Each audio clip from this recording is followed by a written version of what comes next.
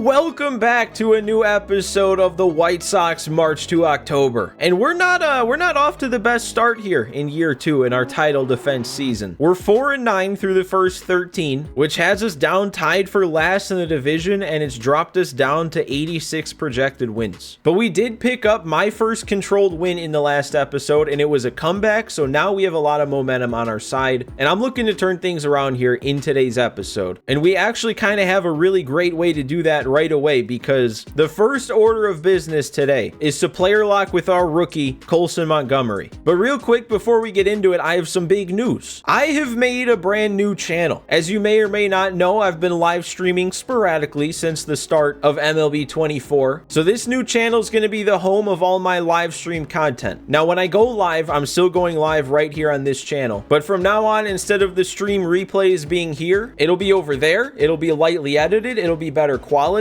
So if you guys are doing me a huge favor, I'll have the link to the channel down in the comments, down in the description. Just go ahead, check it out. You'll be able to catch up on what you've missed if you haven't seen me live. And I'm really excited for all the possibilities and ideas that this new channel is going to open up. But anyways, back to the White Sox March to October. So Colson Montgomery, to start his career so far, it hasn't gone all that smoothly. In 11 games, he's batting 200. On base and slugging aren't looking that great. So he needs a little bit of a push, and that's exactly what a player lock should be able to do if I can actually play well. So this type of player lock, it doesn't improve his attributes, but it gives him what they just call a player boost, which is kind of ambiguous. It kind of just says he'll play better in the games that are simmed, the innings that are simmed. So the better we play, theoretically, the better numbers he should put up, and then the better progression he'll have moving forward. All right, and here we go. First AB, we get to face Lucas Giolito, so that means we get to face a righty, which is ideal. I think the commentators just said we're on a 4-game hitting streak. That's probably a pitch I should be pulling the trigger on.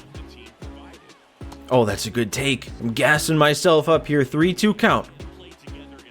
Oh, no. How am I missing that? That's a fastball right down the middle. You can't even say I didn't see it. You can't say I wasn't ready for it because I timed it up. It also doesn't help that we're already in the 5th inning for at bat number 2, and it's 0-0.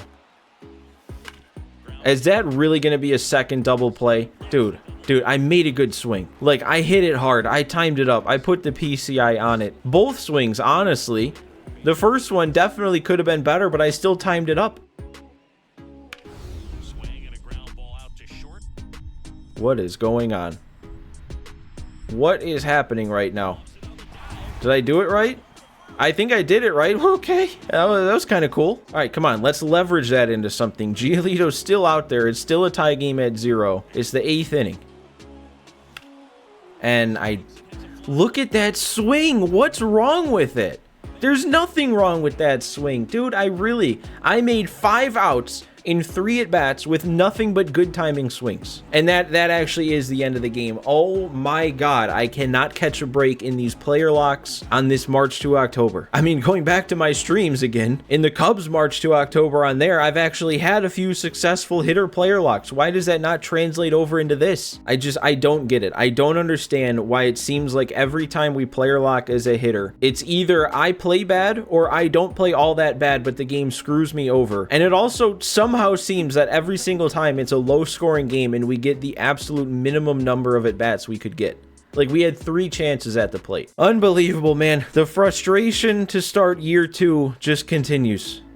I've been doing nothing but complain. All right, but we have our first week of scouting done, so I'm going to check all this stuff out, and then we can move on. Actually, I guess there's not really a whole lot to check out. It's only 1 week of scouting. Nobody really got scouted all that much. So we move on another week, and hopefully we can win some more games. We actually are on a 3-game winning streak without much momentum after losing some from the player lock. We already have all this set up, so there's nothing we have to do here. We win a couple more games. Oh my god. The team is carrying me at this point. Look at this, man. We're up to 9-10. We've got a chance to even it back up at a 500 record, and we're on a 5-game winning streak with like no momentum. Man, and somehow, without me doing anything with him, Montgomery's got the hot symbol next to him. He's hit his first home run, and his numbers are on the way up, so okay. All right, but we've got 3 innings here against the Orioles to make a comeback down 1, and we'll be facing their bullpen for the rest of it, though. They're already going to Danny Coulombe. All right, so what do we have going on here? Because we've given up both runs in just the last inning, and Montgomery looks like he's staying hot. He's got a double, and there's our culprit. It's Kopech. Has to be that low-ish stamina. Always seems to be what comes back to bite him. He had a good 5 innings. That 6th inning, you try and push him, and he gives up a couple runs. And see, this next inning is the perfect illustration for why it would be nice to have had Tanner Banks on the team also, because they've got 2 lefties. Tanner Scott isn't full on energy, and obviously we won't bring in our closer yet, so we really only have the 1 lefty. But let's focus on actually like scoring and taking the lead, or at least tying it. And oh my god, I missed it. I actually missed it. I thought they just gifted me with a free extra base hit, maybe even a home run, even with that deep wall. And I missed it. I mean, I have yet to make a bad timing swing yet. Now, that's 4 outs on 4 good timing swings. I'm not going to sit here and try and say that was a good swing, though. No. Okay. All right. We're having one of those days. Now it's a failed check swing. Not even a failed check swing. Just an attempted check swing that wasn't even a check swing. Game? Come on. Why are we dealing with this? Why is there no better mechanism to detect when I'm trying to hold up? Dude, and then really? He starts Montgomery with 2 front door cutters? I mean, there's not much of a reason to swing at those early in the count, but it's just stealing strikes. Eh? I think that's getting off the wall. That's going to score a run. That might be a triple with how high up in the air that went. Colson, Montgomery, lefty. Of course we do it now. I mean, we couldn't do that in his player lock. I'm glad we did it now, but really? Oh, that was just a good pitch. That was just a good pitch. A lot of breaks. Stayed in the zone, though. At least we tied it up. Colson Montgomery's coming through. There's really not a better spot for a lefty to come into this game, though. So I'm still going to go to Tanner Scott, even if he's not at full energy. And is this his debut? I mean, it's obviously not his debut. He's pitched before, but on video with me using him, is this his debut? And there we go. Enters into the game, gets a 3-pitch punch out. And I really like seeing that he's already, at least after that out, puts him at 7 innings pitched so far this year. I mean, you go out, you get a high overall arm like Tanner Scott. You want the CPU to use him. So I'm glad to see that they are using him. And that's another 3-pitch strikeout. And we can't get another strikeout. That was also a very difficult throwing meter. I barely got that, but we got him. 1, 2, 3. No, stop making such good pitches. I worked that to a 3-2 count. It froze me. These sinkers from now both lefties inside to righties are just freezing me. And I don't hit that. The slider left up in the zone. Now, do I leave in Dominic Fletcher in this sort of situation? 2 outs in the inning already. I almost feel like I just may as well. If it was a different situation, I'd probably bring in Luis Robert, but we'll give him his full rest day. Oh, he almost got me again, but that stayed outside. Look at that, though. Dominic Fletcher working back down 0-2. To draw a walk, get himself on base. All for Max Stassi. I'm sure he'll come through. Nope. I don't think I got enough of that. Oh, that is a hanger. That's right down the middle. I timed it up. We just got to get the PCI on there. It probably would have taken a perfect. All right, Clay Holmes gets the ball next. He's been lights out whenever I've brought him in. Actually, that's not quite the case, is it? He has no earned runs allowed, but he gave up a couple base runners that weren't technically his in that one extra inning game last episode. Oh, we got to get there, Duran. He got a good break. He's got some wheels. Yeah, he's there. Ooh, straight fastball up and in, sits him down. All right. There we go. Another punch out. How about these 2 innings from our 2 new relievers signed in the offseason? We need to put up that run. We need to get our save with Crochet. Uh-oh. I was not expecting this without them having a lead. We're really going to have to deal with Felix Bautista here on legend difficulty. I will say, Bautista has a bit of a different delivery this year than he had last year, and I've had a bit easier of a time hitting him. And if that first pitch is any indication, I'm ready for the heat. Oh, nice. Bailed out there. Hit on a 1-2 count. We got a free base runner. Actually, this might not be a bad move. We have Hampson on the bench with 89 speed. I think we should probably do this. I think we should try and guarantee that an extra base hit gets that go-ahead run across. Just can't hit the ball on the ground. It is tempting to take off. I don't think Adley's in the game today. So who, it's Elias Diaz, and he actually has a pretty decent arm. So maybe I don't take that risk. Although nothing says I can't mess with him. Try and draw another throw over to first. Slide step even, okay. No, no. I thought that was the heat, but even if it was, it'd be a bad pitch to swing at. That one was the heat, and I should have just swung. I was on that. Why did I not swing? I was early even. And that was a... he set that up. He went 2 fastballs up above the zone and then throws that one at the bottom of the zone, making me think it's a splitter. Oh, Bautista's still tough. Still very tough. At least we have the hot bat right now. Colson Montgomery. 3-0 count. Honestly, I'm feeling the green light right now. If we get a fastball, I'm swinging. I'm swinging. Oh, I was too amped up. I guess that's the same result. We're good. Okay, I'll take the walk then. Doesn't want to mess with him on his big day. Flips it over to Ezekiel Duran at the top of the order. No. I really don't even know how I was both late and below that. In the split second after I hit the swing button, I thought I did something. All right, well, now the best we can do is send it to another extra innings game. And I might honestly just trust Clay Holmes to get us there.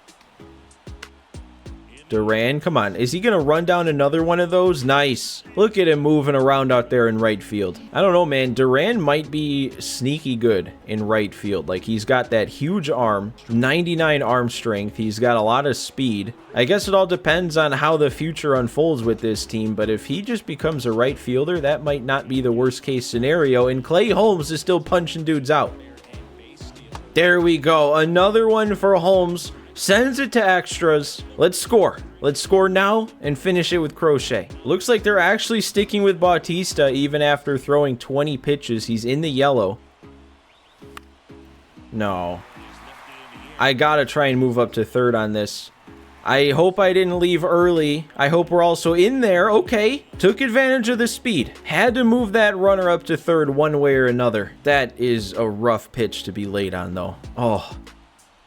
Ooh, they think I'm gonna... The CPU certainly has a way of thinking. I'm not gonna bunt in suicide squeeze with my 3-hole hitter up.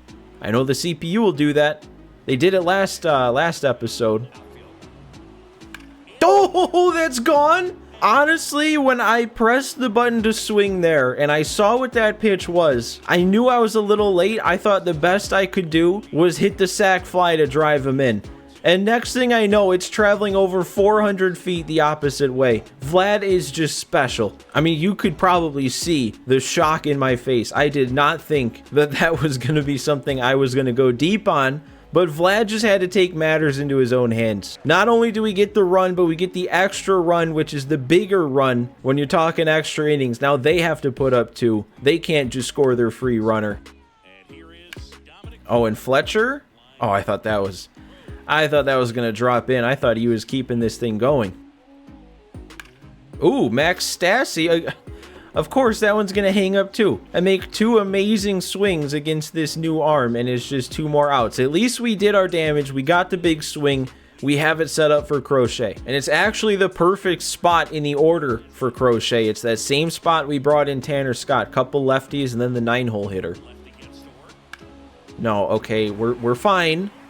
We're fine. We could spare that. It's just not ideal because on one pitch, now they just have the runner on second down 1 like we didn't just score that extra run.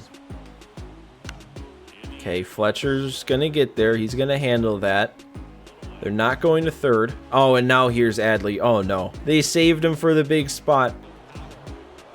Crochet made the play. All right. Oh, that was big. That could not get up through the middle.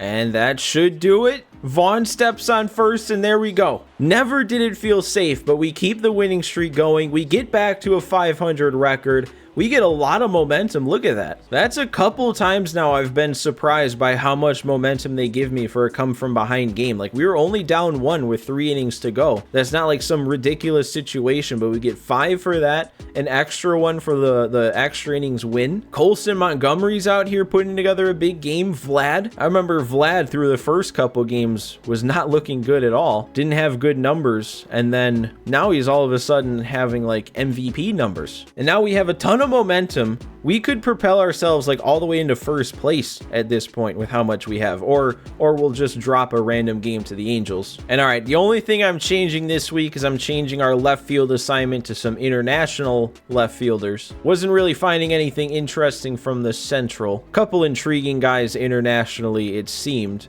And we're back to playing the Orioles again. Are we gonna sweep them again? We get the chance to complete the sweep. We're back at home. Let's do it, man. Let's sweep the Orioles on the road and at home. Ooh, and this is not an easy situation, though. This is going to take a lot for the sweep. Bottom of the 9th, 2 outs with a runner on second and down 1, presumably facing Felix Bautista. But look at where we are now. Starting the episode, what, 4-9? And now we're 14-11. You know, still got some work to do to catch up to the division lead, but if it stays going like this, we'll have that in no time. But all right, let's see what we can do here. I'm feeling good after that last game. Let's see if that can carry over. It's Montgomery. He's 0 for 3 on the day. That just means he's due. We already have 3 runs this inning. Hang on. I want to see what we've got going on here, because this isn't just us making a last-ditch attempt at a rally here, because we have 3 runs in the 9th inning. There we go. There's the line score. It didn't pop up the first time I looked at our box score. Vlad's got 3 hits. We've got a bunch of doubles on the board. Garver's gone deep. Davy Garcia actually turned in another solid outing. Ooh, and their pitcher was going for the complete game, but also only 2 of the 3 runs are credited to him. Felix Bautista gave up another one on his own. So maybe that confidence is a little low. Maybe the energy is a little bit low. Maybe we got a chance here. That's a tough spot for the first pitch. Nope, that's supposed to be a check swing game. I'm so tired of that. And sometimes 101 is just a little bit faster than you realize. I thought I got around on that. Man, that is too quick. That is too quick of a situation to give me. I mean, I guess that makes sense. If we went into the 9th inning down 5-1, that wouldn't really register as a time to give me a key game. So I guess it wouldn't really fit that criteria until there was already 2 outs in the inning. But you need more than just 1 swing to be able to do something. So what's that going to mean? That kind of sucks that that has to come in, give us a loss, and kill a bit more of our momentum. Like, that probably took away another 2, maybe even 3 wins we could have gotten from the momentum. We're picking up more wins against the Nationals, though. It's already time for more scouting. This is flying by. All right, so I'm moving to scout a couple players individually, and then we're leaving that left field international assignment, ready to advance on. Another week, we couldn't sweep the Nats. We're still simming, and all of a sudden, we have a trade situation. Man, I was this close to ending the episode if it wasn't 2 outs in the 9th inning in that other game, and now it's hit us with more scouting and a trade.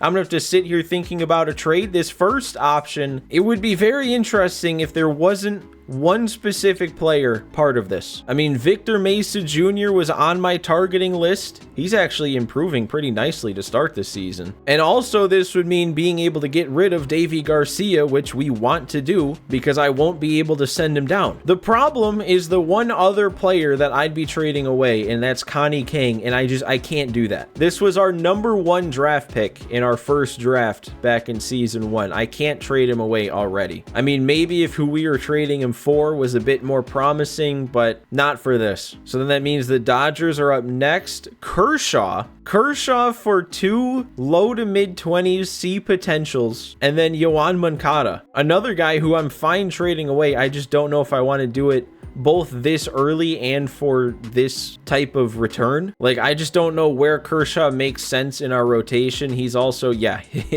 His regression is hitting up at 37 years old. He is going to go down fast. It's probably why they're trying to get rid of him before he drops in overall too far. So that's another one that we're not doing. So that only leaves the Brewers. So it's either we make a trade with the Brewers or we make no trade at all, and they're offering Luis Severino for nothing. This, I don't know. Like, I don't know how this would benefit us, but I also don't know if it would hurt us. Like, Severino's, I mean, I guess he's not really doing all that great. He is walking a lot of hitters. He's also not a high enough of an overall to be better than any of our options at starter right now. The only thing it'd be good for is if I could be certain that adding Luis Severino would get rid of Davy Garcia, but I don't think that that'll happen, because making trades last year, wanting to get rid of Sammy Peralta, the game never sent him down, so I don't have any reason to believe it'd be any different here in year 2 with Garcia. So I think we're just not going to make a trade here. None of these make sense. As much as it would be kind of fun to bring in Severino, he's a bit of a White Sox March to October legend from, I think, MLB 22. But yeah, it doesn't make sense. I'm really upset about this one. This was so close to being such a good trade. It's just I can't give up Connie King. Almost anybody else,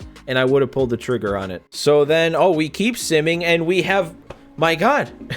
They keep throwing these things at me, but this one I am more than okay with. A fast track opportunity with Brian Ramos. I mean, we've kind of gotten a taste of what he has to offer in real life. He's gotten called up this year for the Sox, and this actually would be huge, especially if I'm wanting to trade Moncada. This would get his replacement ready to go right away. He definitely could use a little bit of help to his contact, which a fast track would do. I mean, we'd have to see if I would call him up if I'm successful, and we have to be successful in the first place. But obviously, you don't pass this up. We're accepting the opportunity, and that will be how we start next episode. I feel like we always find a way to get these hitter player locks right at the end of an episode. But yeah, guys, that's where we're going to call it. I thought about it. I was tempted to just play this game with Ramos before we call it. But as always, make sure to leave a like if you enjoyed. Don't forget to subscribe to the channel if you're enjoying this series. And most importantly, don't forget to check out my new channel. But guys, thanks for watching another one today. Thanks for sticking with me, and I will see you next time.